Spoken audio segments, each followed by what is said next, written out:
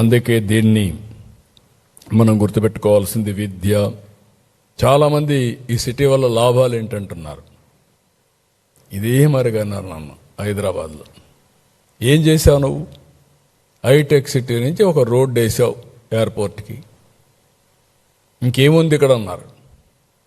ఈరోజు ఆ రోడ్డే ప్రారంభం. ఈరోజు హైదరాబాద్ ఆ స్థాయికి వచ్చిందంటే నేను భయపడకుండా ముందుకెళ్ళాను కాబట్టి, ధైర్యంగా ముందుకెళ్ళాను కాబట్టి ఈరోజు హైదరాబాద్ అనేది కానీ తెలంగాణకి ఒక ఆయుపట్టుగా తయారయ్యే పరిస్థితి వచ్చింది. ఇక్కడ కూడా ఇంత జరిగిన తర్వాత నేను భయపడితే దీనికి మీనింగ్ ఉండదు. విద్య, ఉద్యోగం, విజ్ఞానం, ఇది ఒక నర్వ్ సెంటర్. మనందరం గుర్తుపెట్టుకోవాల్సిన అవసరం ఉంది. ఈరోజు ఒక అమరావతిని, ఒకప్పుడు హైదరాబాద్, దేశమంతా నగరాలని పాత నగరాలు. Chandigarh one of the best city ఒకప్పుడు. ఇప్పుడు అది ఓన్లీ హెరిటేజ్ సిటీ, పెద్ద ఎకనామిక్ యాక్టివిటీ ఉండదు. ఇటీవల హైదరాబాద్ ఇది బెస్ట్ సిటీ, అది ప్రజెంట్. ఫ్యూచర్కి ఒక సిటీ అవసరం మనందరికీ. ఇండియాలో model city, that is Amaravati. అయితే అమరావతిని అభివృద్ధి చేస్తున్నామని మిగిలిన ప్రాంతాలు నెగ్లెక్ట్ చేయడం లేదు.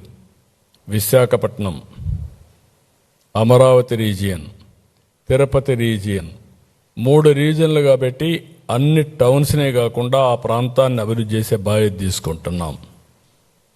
ఒక్కొక్క ప్రాంతానికి ఒక్కొక్క టైప్ ఆఫ్ ఇండస్ట్రీస్ కానీ డెవలప్మెంట్ తీసుకొస్తున్నాం. ఇప్పటికే మీరు చూసుంటారు, గూగుల్,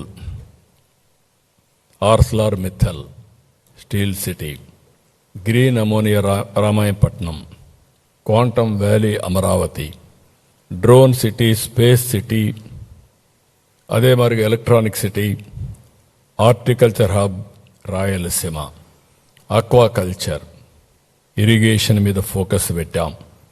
పోలవరం పూర్తి చేస్తాం. నిన్నే మీరు చూస్తే మొన్న నేను ఒంటెమిట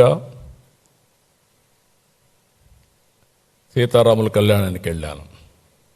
అదే రోజు లోక్సభలో బిల్లు పాస్ అయింది. నిన్న నేను 2వ తారీఖు రాజ్యసభలో బిల్లు పాస్ అయింది. నిన్నే మీరు చూస్తే డయాఫామ్ వాల్ పూర్తయింది.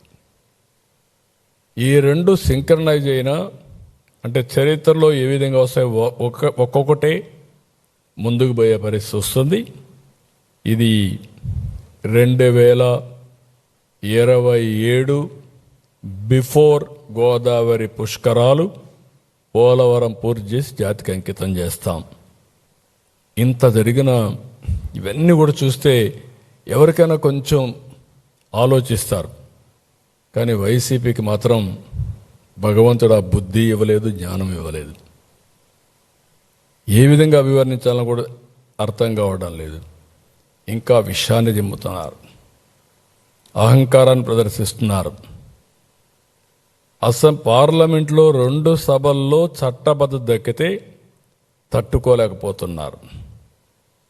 అందరూ దేశమంతా ఒకటై ఓటేసి అమరావతిని నిలబెడితే ఇతను మాత్రం దాన్ని సహించలేక ఓరవలేకపోతున్నారు. ఇప్పుడు కొత్తగా అసెంబ్లీకి, పార్లమెంటుకి హక్కే లేదంటున్నారు. ఎక్కడ కూర్చుంటే అక్కడే రాజధాని అంటారు. ఈ తిక్కకు పరిష్కారం ఏంటో నాకైతే అర్థం కాల. ఈ తిక్కనాలనా ఏమనాలి? ఏంటిది? దీని పరిష్కారం ఏంటి? సాక్షాత్తు పార్లమెంటు ఒక చట్టాన్ని చేస్తే చట్టాన్ని అమలు చేయవలసిన రాజకీయ పార్టీలు,